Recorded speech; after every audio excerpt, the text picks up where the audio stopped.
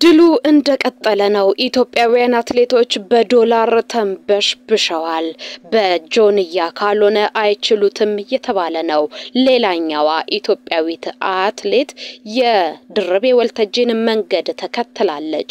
$100,000 አሸናፊ ሆናለች። ታላቁ አትሌት $50,000 ተቀብሏል። ሁለቱ አትሌቶች ማን ናቸው?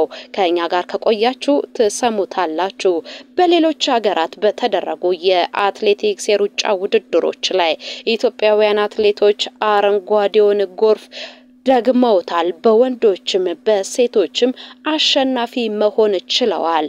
በድል የተንበሸበሹት ድርቤ ወልተጂ እንዲሁም ሀጎስ ገብረህይወት ለሌላኛው የሩጫ ህይወታቸው ምዕራፍ የሚከፍት አዲስ እድልን አግኝተዋል።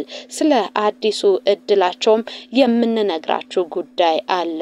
በኢትዮጵያ ሊግ ከፍተኛ ፉክክር ሲያደርግ ነበረ።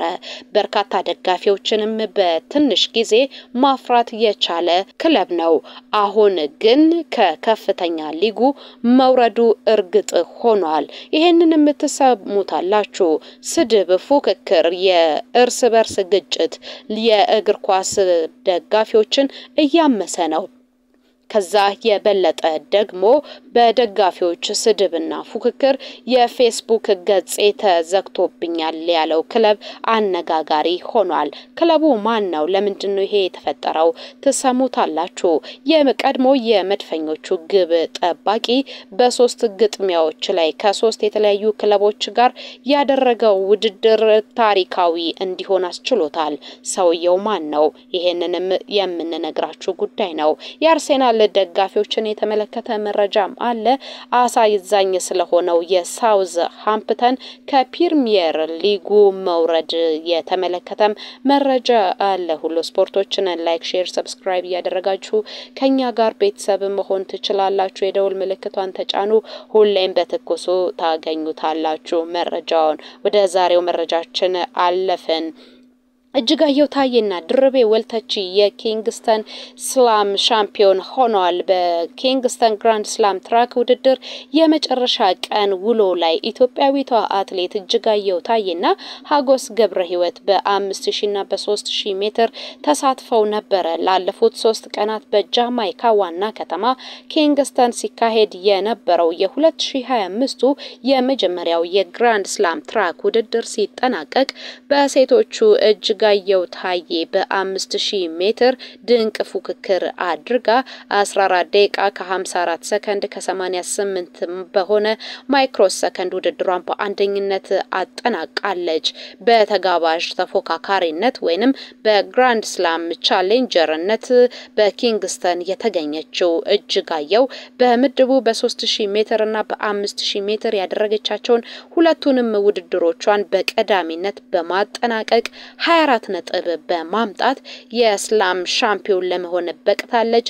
በዚሁ ምድብ ዋና ተወዳዳሪ ወይንም የግራንድ ስላም ሬሰር በመሆን የተፎካከረችው ኢትዮጵያዊቷ ጽጌ ገብረሰላማ የ5000 ሜትር ውድድሯን 15 ደቂቃ ከ24 ሰከንድ ከ62 ማይክሮ ሰከንድ በሆነ ሰዓት በሶስተኝነት ውድድሯን አጠናቃለች። እጅጋየሁ ሳትጠበቅ ሳትገመት የውድድሩ ፈርጥ ሆናለች። በ3000 ሜትር ውድድር ላይም በተመሳሳይ የሶስተኛ ደረጃ ይዛ ያጠናቀቀችው ጽጌ በድምሩ 12 ነጥቦችን መሰብሰብ ችላለች። ይህ ነጥብ ደግሞ $30,000 ሽልማትን የሚያሳቅፋት ሆኗል። ለሁለቱ አትሌቶቻችን እንኳን ደስ አላችሁ ልንላቸው እንወዳለን። ኮርተው አኩርተውናል። የወንዶቹ ምድብ እንመለከታለን። በወንዶቹ የረጅም ርቀት ምድብ በተካሄደው የ3000 ሜትር ውድድር ላይ በ5000 ሜትር ውድድሩ በአሜሪካውያን አትሌቶች የበላይነት ተጠናቋል። ሀጎስ ገብረህይወት ቢጠበቅም ወደፊት ቀድሞ በመውጣቱ ብቻ ውድድሩን መርቶ ነበረ። 7 ደቂቃ ከ51 ሰከንድ ከ55 በሆነ ሰዓት ነው ውድድሩን ያጠናቀቀው። ውድድሩ እንደተጀመረ የሀገሩ ልጅ ሀጎስን አስከትሎ ወደፊት ወጥቶ የነበረው በኋላም በሌሎች ተወዳዳሪዎች በሰፊ ርቀት መረታት የቻለው ጥላውን ኃይሌ 8 ደቂቃ ከ00 ሰከንድ ከ68 ማይክሮ ሰከንድ በሆነ ሁለተኛ ደረጃን ይዞ መጨረስ ችሏል። እንግዲህ ይሄ ድል በጣም ከፍተኛ የሆነ ድል ነው ያስመዘገቡት። ወርቅ ነው ያመጡት።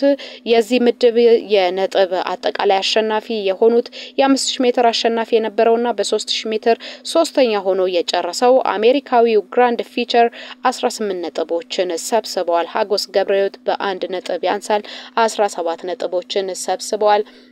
በዚህም ምክንያት ሁለተኛ በሆን $50,000 ተሸላሚ መሆን ችሏል። በ10 ነጥብ አራተኛ ሆኖ ያጠናቀቀው ጥላውን ኃይሌ $25,000 ማሸነፍ ችሏል። ሀጎስ ገብረሕይወት ዘንድሮ ከኢትዮጵያ ግራንድ ስላም ትራክ ዋና ተወዳዳሪ ወይንም ግራንድ ስላም ሬሰር ሆኖ እየተሳተፈ የሚገኝ ብቸኛው የሀገራችን ወንድ አትሌት ነው። ጥላውን ኃይሌ ደግሞ በተጋባዥ ወይንም በተፎካካሪ ወይንም በቻሌንጀርነት ነው በዚህ ውድድር ላይ እየተሳተፈ የሚገኘው። ከኢትዮጵያ በዘንድሮ የግራንድ ስላም ትራክ ዋና ተወዳዳሪ ሆነው ከሄዱት መካከል ሁለቱ ሴት አትሌቶቻችን ይገኛሉ። አንደኛዋ ድርቤ ወልተጂ ነች። ሌላኛዋ አትሌት ደግሞ የጽጌ ጉዳይን ማንሳት እንችላለን። በዚህ ውድድር ላይ ሻምፒዮን መሆን የቻለችው ድርቤ ወልተጂ $100,000 ማሸነፍን ችላለች። በሴቶቹ ያጭር ረጅም ርቀት ምድብ ነው በሁለት ርቀቶች ስትፎካከር የነበረችው። በ800 ሜትር ሁለተኛ ሆና አጠናቀቀች። ሁለተኛው ቀን ላይ በተደረገው የ1500 ሜትር ውድድር ደግሞ በአንደኝነት ውድድሯን አጠናቀቀች። 20 ነጥብ ሰበሰበች። $100,000 ማሸነፍ ቻለች። ይህ አስገራሚው ጉዳይ ነው። የመክፈቻው የግራንድ ስላም ትራክ ውድድር አመት ሁለተኛ መዳረሻ የሆነው ሚያሚ በሚደረገው በፍሎሪዳ ይደረጋል ተብሎ ይጠበቃል። ሜይ 2፣ 3 እንዲሁም 4 ነው ይሄ ውድድር የሚካሄደው። በግራንድ ስላም ትራክ ኢቨንት እያንዳንዱ አስተናጋጅ ከተማ ላይ የሚደረጉ ሁለት የሩጫ ውድድሮች አሉ። አትሌቶቹ በሁለቱም ርቀቶች የመወዳደር ግዴታ ተጥሎባቸዋል። በበላይነት የሚያጠናቅቁ አንደኛ የሚሆኑ አትሌቶች $100,000 አለ። $50,000 ለሁለተኛ፣ $30,000 ለሶስተኛ፣ $25,000 ለአራተኛ፣ $20,000 አምስተኛ፣ $15,000 ስድስተኛ፣ $12,500 ሰባተኛ ለወጣ እንዲሁም $10,000 ስምንተኛ ለወጣ አትሌት ይበረከታል። የሮጠው ሁሉ የሚያሸንፍበት የሮጠው ሁሉ የሚሸለምበት ውድድር ነው። ይህ አጓጊ ውድድር እንኳን ደስ ያላችሁ ልንላችሁ እንወዳለን። በድጋሜ ወደ ሌላኛው የኢትዮጵያውያን አሸናፊነት ወደ ታየበት ውድድር እንለፍ። በርሊን ግማሽ ማራቶን ውድድር ላይ በሁለቱም ጾታዎች ኢትዮጵያውያን አትሌቶች ማሸነፍ ችለዋል። በጀርመን በርሊን በተካሄደው የግማሽ ማራቶን ውድድር በወንዶቹ አትሌት ገመቹ ዲዳ በአንደኝነት ውድድሩን አጠናቋል። በሴቶቹ አትሌት ፎቲያን ተስፋዬ በአንደኝነት ውድድሯን አጠናቃለች። ክብረ ወሰንን በማሻሻል ጭምር ማለት ነው። አትሌት ፍታይ ዘራይ ሁለተኛ ሆናለች። አትሌት ዓለም አዲስ እያዩ በሶስተኝነት ውድድሯን አጠናቃለች። ይሄም ለኢትዮጵያውያን አትሌቶች ሌላው የአሸናፊነት ሌላው የኩራትና የድምቀት ሳምንት የሆነ ውጤት ያስመዘገብንበት ሆኖ አልፏል። በሌሎች ከተሞች ላይ የተደረጉ ውድድሮችንም ኢትዮጵያውያን አትሌቶች ማሸነፍ ችሏል። በረጅም ርቀት በተለይ በግራንድ ፊቸር የበላይነት የጠናቀቀው ውድድር ላይ ሀጎስ ገብረሕይወት እንዳሸነፈ ነግረናችሁ ነበር። እነ ጽጌ ገብረሰላማ ሶስተኛ ሆነው ውድድራቸውን አጠናቋል። ይሄ ለኢትዮጵያውያን አትሌቶች ታይቶም ተሰምቶም የማይታወቅ የድል ጊዜ ሆኗል። አሁን ደግሞ እስቲ ወደ እግር ኳስ መረጃዎቻችን እንለፍ። ይሄ ጋር የምንሰማው ነገር ብዙም የሚያስደስት አይደለም። የደጋፊዎች ስድድብ የፌስቡክ ገጽን አሳግዶብኛል ሲል አክሲዮን ማህበሩ ወቅሷል። የኢትዮጵያ ፕሪሚየር ሊግ አክሲዮን ማህበር በሱፐር ስፖርት የቀጥታ ስርጭት ሽፋን የሚያገኝ የ2017 የፕሪሚየር ሊግ ጨዋታዎችን ለትርፍ በማይውል መንገድ በማህበራዊ ሚዲያዎች እያስተላለፍኩ ነበረ። 23ኛው ሳምንት ጨዋታዎች በሚተላለፉበት ጊዜ ደጋፊዎች ያልተገቡ የእርስ በርስ ስድድቦችን በፌስቡክ ኮሚኒቲ ላይ ሲያንጸባርቁ ነበረ። የኮሚኒቲውን ህግ የሚያከብረው ፌስቡክ ወይንም ሜታ ደግሞ ይሄንን አግዶብኛል ነው ያለው። ለ3 ቀናት ከቀጥታ ስርጭት ሁሉ እንድታገድ ሆኛለሁ። ሰበቡ ደግሞ ደጋፊዎች ናቸው ነው ያለው። በዚህ ምክንያት ከዛሬ ጀምሮ የሚደረጉ 24ኛ ሳምንት የመጀመሪያና ሁለተኛ ቀን ጨዋታዎች በአክሲዮን ማህበሩ የፋዊ የፌስቡክ ገጾች አይተላለፉም ነው የተባለው። አሳዛኝ ነው። የደጋፊ ጉዳይ ከተነሳ የአርሰናል ደጋፊዎች ይነሳሉ። የአርሰናል ደጋፊዎች ልዩ የሆነ ትልቅ ምስል ከሪያል ማድሪድ ጋር በሚደረገው ጨዋታ ላይ ለማሳየት ተዘጋጅተዋል። በስቴዲየማቸው ኤምሬትስ ታሪክ ታላቅ የሆነ ምሽትን ለማድረግ አስበዋል። ቻምፒየንስ ሊግን እየጠበቁ ነው። ለደጋፊዎቻቸው መልካም ሁሉ እንዲገጥማቸው እንመኛለን። ወደ ሳውዛምፕተን እናመራለን።